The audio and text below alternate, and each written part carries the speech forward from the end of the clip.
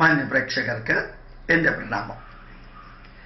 കഴിഞ്ഞതിൻ്റെ മുമ്പിലത്തെ ഞായറാഴ്ച കോട്ടയത്ത് നാഗമ്പടം ക്ഷേത്രത്തിൽ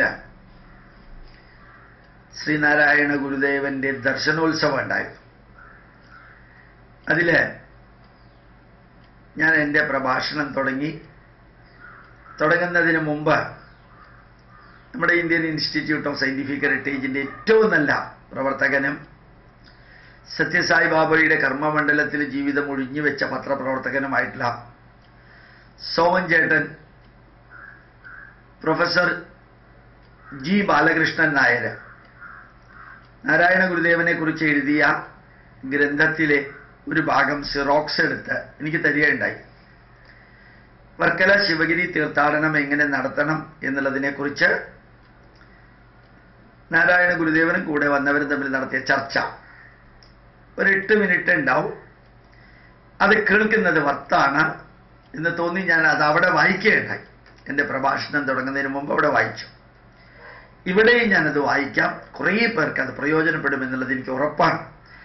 ശ്രീനാരായണ ഗുരുദേവന്റെ മഹത്വവും ധന്യമായിട്ടുള്ള വീക്ഷണവും ലാളിത്യവും അതുപോലെ സ്വന്തം ധർമ്മത്തോടും കർമ്മത്തോടുമുള്ള വിട്ടുവീഴ്ചയില്ലാത്ത വിധേയത്വവും എല്ലാം പ്രകടമാകുന്ന ഒരു ഡിസ്കഷനാണിത്. എല്ലാവരും കേൾക്കണം, എല്ലാ ഭാരതീയരും കേൾക്കണം.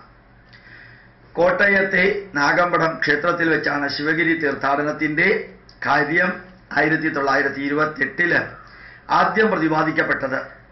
2 ഭക്തന്മാരുടെ ഉത്സാഹം വഴിയാണ് ഈ തീർത്ഥാടനം തുടങ്ങിയത്. വല്ലഭശ്ശേരി ഗോവിന്ദൻ വൈദ്യരും TK കിട്ടനും ഇതിനെപ്പറ്റി ഗുരുദേവനുമായി ചർച്ച ചെയ്തത് ഇവിടെ ചേർക്കുന്നു.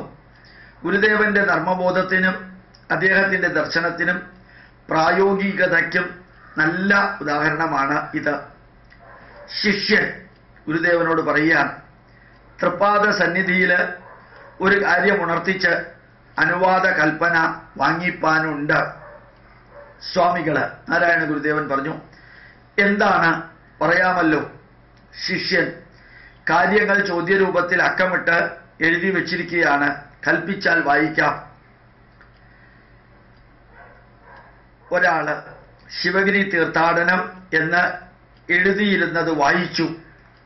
സ്വാമികൾ, തീർത്ഥാടനമോ ശിവഗിരിയിലോ? കൊള്ളാം, നമ്മുടെ കുഴൽ വെള്ളത്തിൽ കുളിക്കാം, ശാരദാദേവിയെ വന്ദിക്കുകയും ചെയ്യാം. നല്ല കാര്യം, വായിക്കണം, കേൾക്കട്ടെ. ശിഷ്യൻ, കേരളത്തിലെ ഈഴവർക്ക് ശിവഗിരി പുണ്യസ്ഥലമായി തൃപ്പാദങ്ങൾ കൽപ്പിച്ച് അനുവദിക്കണമെന്ന് അപേക്ഷിക്കുന്നു. സ്വാമികൾ, വർക്കല ജനാർദ്ദനം പുണ്യസ്ഥലമാണല്ലോ, അതിനടുത്ത് ശിവഗിരി കൂടി പുണ്യസ്ഥലമാകുമോ?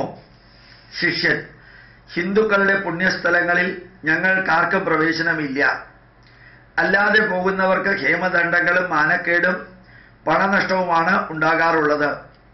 തൃപ്പാദങ്ങൾ കൽപ്പിച്ചാൽ ശിവഗിരി പുണ്യസ്ഥലമാകും, കൽപ്പന ഉണ്ടായാൽ മതി. സ്വാമികള്, നാം പറഞ്ഞാൽ ശിവഗിരി പുണ്യസ്ഥലമാകുമെന്ന് നിങ്ങൾ വിശ്വസിക്കുന്നു അല്ലേ? ശിഷ്യൻ, ഞങ്ങൾ പൂർണ്ണമായും വിശ്വസിക്കുന്നു. സ്വാമികൾ, അപ്പോൾ നാം പറയുകയും നിങ്ങൾ 2 പേർ വിശ്വസിക്കുകയും ചെയ്താൽ ആകെ 3 പേരായി, മതിയാകുമോ? ശിഷ്യൻ, കൽപ്പനയുണ്ടായാൽ ഞങ്ങൾ 20 ലക്ഷവും ഞങ്ങളെ പോലുള്ള മറ്റ് അധകൃതരും ശിവഗിരി പുണ്യസ്ഥലമായി സ്വീകരിക്കുകയും വിശ്വസിക്കുകയും ചെയ്യും. സ്വാമികൾ, വിശ്വാസമുണ്ടല്ലോ, കൊള്ളാം, അനുവാദം തന്നിരിക്കുന്നു. ശിഷ്യൻ, തീർത്ഥാടകർ ആണ്ടിൽ ഒരിക്കൽ ശിവഗിരിയിൽ വരണമെന്നാണ് ആഗ്രഹിക്കുന്നത്. അത് എപ്പോൾ, ഏത് മാസം, തീയതി, ആഴ്ച, നക്ഷത്രമായിരിക്കണമെന്ന് കൽപ്പന ഉണ്ടായിരിക്കണം. സ്വാമികൾ, തീർത്ഥാടകർ ശിവഗിരിയിൽ വന്നുകൂടുന്നത് യൂറോപ്യന്മാരുടെ ആണ്ടുപിറപ്പിനായി കൊള്ളട്ടെ, ജനുവരി മാസം 1-ാം തീയതി. അത് നമ്മുടെ കണക്കിന് ധനുമാസം 16, 17 തീയതികളിലായിരിക്കും. അത് കൊള്ളാം, നല്ല സമയം. ശിഷ്യൻ, തീർത്ഥാടകൻ വല്ല വ്രതവും ആചരിക്കണമോ? അതിൻ്റെ രീതികൾക്ക് കൽപ്പനയുണ്ടാകണം. സ്വാമികൾ, നീണ്ട വ്രതവും കഠിന വ്യവസ്ഥകളും ഇക്കാലത്ത് എല്ലാവരും ആചരിച്ചു എന്ന് വരികയില്ല. 10 ദിവസത്തെ വ്രതം ശ്രീബുദ്ധന്റെ പഞ്ചശുദ്ധിയോടുകൂടി ആചരിച്ചാൽ മതിയാകും. ശിഷ്യൻ: തീർത്ഥാടകരുടെ വസ്ത്രധാരണ രീതിയിൽ വല്ല പ്രത്യേകതയും ഉണ്ടായിരിക്കണമോ? സ്വാമികൾ: വെള്ളവസ്ത്രം ഗൃഹസ്ഥന്മാരുടേത്, കാഷായം സന്യാസിമാർക്ക്, കറുത്ത തുണിയും കരിമ്പടവും ശബരിമലക്കാർക്ക്, ശിവഗിരി തീർത്ഥാടകർക്ക് മഞ്ഞ വസ്ത്രം ആയിക്കൊള്ളട്ടെ. ശ്രീകൃഷ്ണന്റെയും ശ്രീബുദ്ധന്റെയും വസ്ത്രം അത് കൊള്ളാം, നന്നായിരിക്കും.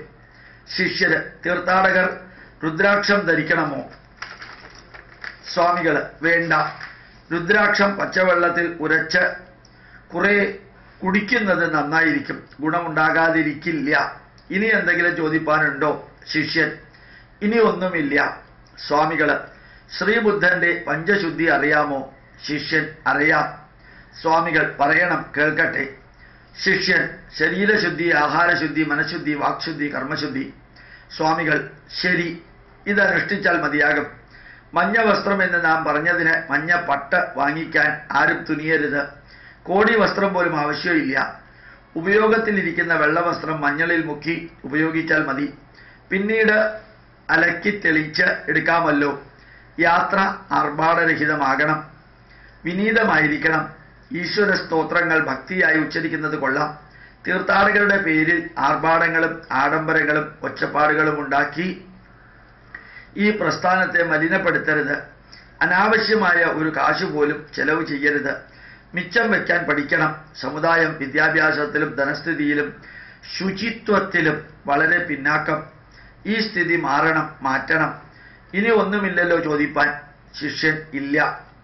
ഈ തീർത്ഥാടനം നടത്തുന്നതിൻ്റെ ഉദ്ദേശം എന്ത്? ഒന്നുമില്ലെന്നുണ്ടോ? സ്വാമികൾ: ശിഷ്യൻ: ഉദ്ദേശങ്ങൾ മുൻപ് കൽപ്പിച്ചതോ? സ്വാമികൾ: അതതിൻ്റെ രീതികളല്ലയോ? രീതികളാണോ ഉദ്ദേശം? ആരും മറുപടി പറഞ്ഞില്ല. സ്വാമികൾ: ആണ്ടിലൊരിക്കൽ കുറേ ആളുകൾ രാജ്യത്തിന്റെ നാനാഭാഗത്തു നിന്ന് മഞ്ഞ വസ്ത്രം ധരിച്ച് യാത്ര ചെയ്ത് ശിവഗിരിയിൽ എത്തുന്നു. ചുറ്റി നടന്ന് കുളിയും ഊണും കഴിഞ്ഞ് പണവും ചെലവാക്കി വീടുകളിൽ ചെല്ലുന്നത് കൊണ്ട് എന്ത് സാധിച്ചു? ഒന്നും സാധിച്ചില്ല. വെറും ചെലവും ബുദ്ധിമുട്ടും. ഇത് പാടില്ല. ഏത് പ്രവൃത്തിക്കും ഒരു ഉദ്ദേശം വേണം. സ്വാമികൾ എഴുതിക്കൊള്ളുക എന്ന് പറഞ്ഞ് തുടർന്നു. സ്വാമികൾ: ശിവഗിരി തീർത്ഥയാത്രയുടെ ഉദ്ദേശങ്ങൾ, സാധിക്കേണ്ട കാര്യങ്ങൾ, അതിൻ്റെ ലക്ഷ്യം: 1. വിദ്യാഭ്യാസം, 2. ശുചിത്വം, 3. ഈശ്വരഭക്തി, 4. സംഘടന, 5. കൃഷി, 6. കച്ചവടം, 7. കൈത്തൊഴിൽ, 8. സാങ്കേതിക പരിശീലനങ്ങൾ. മനസ്സിലായോ? ഈ വിഷയങ്ങളെപ്പറ്റി പ്രസംഗ പരമ്പര നടത്തണം. ഓരോ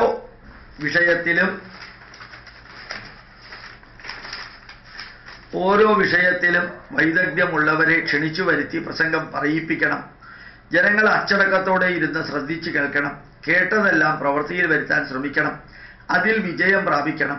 അപ്പോൾ ജനങ്ങൾക്കും രാജ്യത്തിനും അഭിവൃദ്ധി ഉണ്ടാവും. ഈഴവർക്ക് മാത്രമല്ല, ഈഴവരിലൂടെ എല്ലാ സമുദായങ്ങൾക്കും അഭിവൃദ്ധി ഉണ്ടാകണം.